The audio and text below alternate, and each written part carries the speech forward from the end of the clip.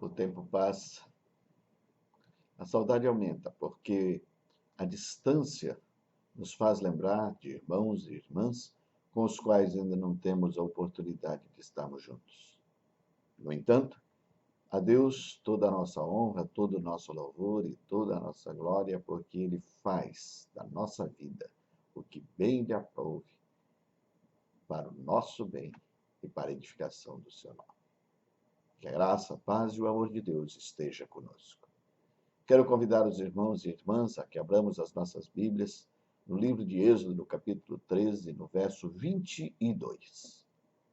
Êxodo, capítulo 13, somente o verso 22, que diz assim: Nunca tirou de diante da face do povo a coluna de nuvem de dia e nem a coluna de fogo de noite.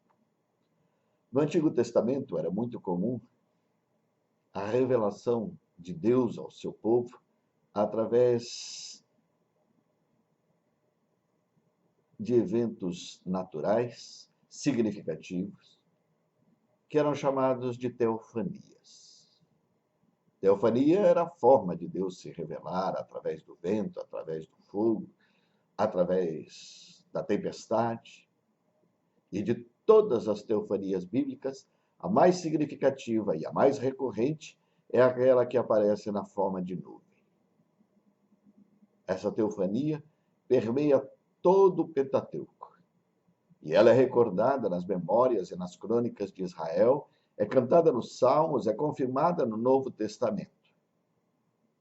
A nuvem que se fazia presente no meio do povo. A nuvem que revelava a presença e o acompanhamento constante de Deus ao seu povo. Mas, afinal, o que havia de especial naquela nuvem? A primeira coisa que nós queremos lembrar é que aquela nuvem revelava, ou era o símbolo da presença de Deus. Todas as manifestações de Deus estão ligadas à figura da nuvem. Foi na nuvem que Deus se manifestou no Monte Sinai, quando da entrega dos 10 mandamentos. Foi na nuvem que ele se manifestou na consagração do tabernáculo. Foi na nuvem que ele se manifestou na dedicação do templo por Salomão. O povo de Israel, ao olhar a nuvem, a chamava de a glória, a radiância de Deus. E a mensagem clara daquela nuvem era: Deus está aqui. Ele está no nosso meio e ele faz habitação no meio do seu povo. E esse era o sentimento que o povo tinha ao se referir ao Deus de Israel. Que Deus não se afastava do povo. Que Deus fazia morada permanente entre o povo. Que Deus se manifestava e estava com o povo. Não é por acaso que a nuvem era símbolo da presença de um Deus que está com o seu povo, que não o abandona e que com ele caminha. Há uma segunda imagem. A nuvem era símbolo da proteção de Deus. Ela apareceu na primeira vez no livro de Êxodo e apareceu exatamente para proteger o povo de Deus da perseguição implacável do faraó. E é interessante que, e é isso que o texto que nós acabamos de ler trata, é que essa nuvem estará sempre presente em toda a caminhada pelo deserto. Estará sempre diante ou acima do povo. De dia, ela estava numa forma de uma grande nuvem e à noite na forma de uma coluna de fogo. Não sei quantos já tiveram a experiência do deserto.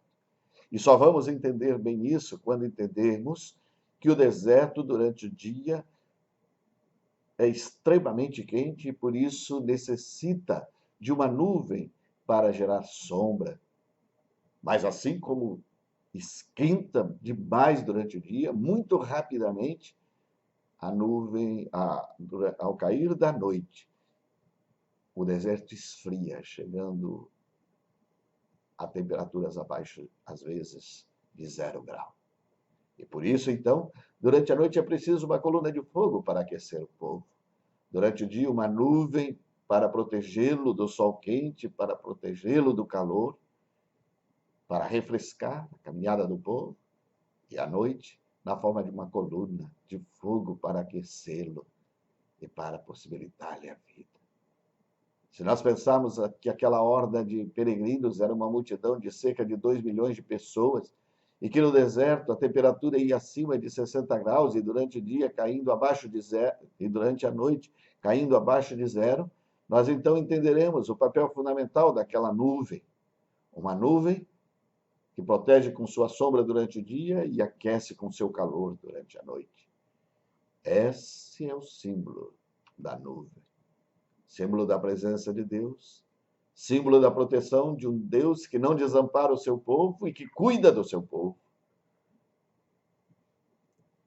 Mas também há uma terceira imagem. A nuvem era símbolo da orientação de Deus.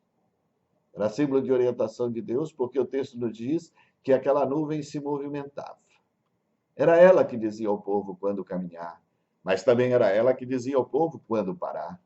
E não apenas isso, era ela que ditava a direção, era ela que dizia o caminho a ser seguido.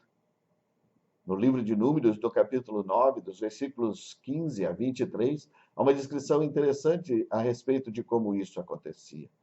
Quando a nuvem se movia, era hora de levantar acampamento, e quando ela se detinha, era hora de acampar. O comando vinha sempre do alto. E nós podemos imaginar quantas vezes aquele povo, cansado de tanto peregrinar, gostaria de ter dado o comando, gostaria de dizer que hora andar e que hora parar. Mas também, quantas vezes aquele povo gostaria de ter o comando da nuvem para ficar, para dizer quando parar e quando se movimentar. Assim somos nós hoje também. Nós muitas vezes queremos dar ordens à nuvem da nossa vida.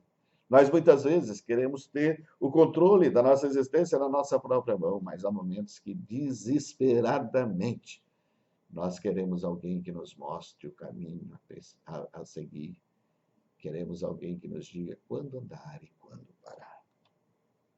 Nunca tirou diante da face do povo a coluna de nuvem durante o dia, nem a coluna de fogo durante a noite.